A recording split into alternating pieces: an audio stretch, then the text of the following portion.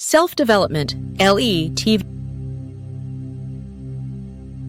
are people deliberately infecting themselves with diseases, and why? Scientists all around us are making risky choices to develop new treatments and vaccines. They are choosing a drastic method called human-induced response testing, which involves intentionally infecting volunteers. What is the purpose of these experiments, and what motivates the people who participate to make this risky choice? Scientists are currently using a drastic method called human-induced response testing to develop new treatments and vaccines. These are high-risk experiments in which volunteers are intentionally infected with potentially deadly viruses, parasites, and bacteria. Because traditional vaccine development can take years, even decades, these trials are gaining traction as a way to speed up drug development.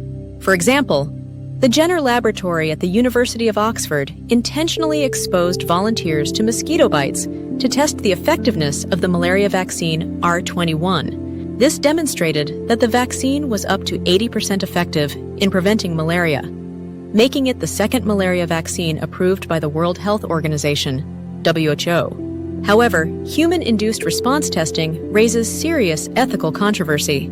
In the past, Nazi scientists infected prisoners in concentration camps with pathogens.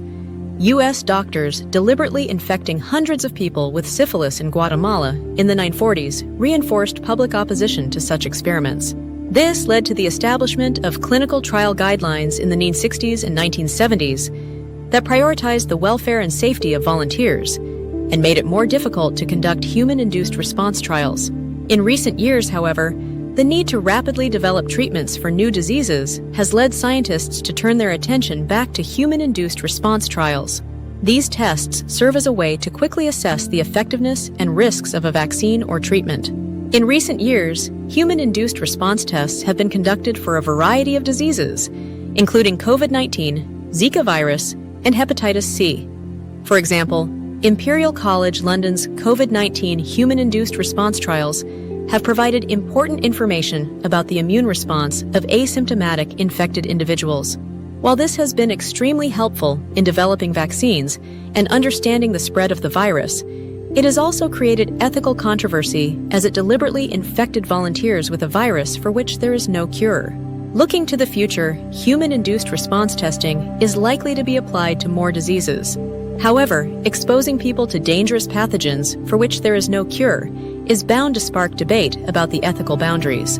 While these tests could be the key to developing faster and more effective vaccines for diseases that have plagued mankind, we will need to ensure that safety and ethical standards are upheld. Human-evoked response testing is a risky endeavor, but it holds hope for a better future. Scientists hope that these experiments will save countless lives and alleviate the suffering of diseases facing humanity. But along the way, we will need to uphold ethical standards and put safety first. What do you think of this controversy? Source: Luke Mintz, BBC. Thanks for watching.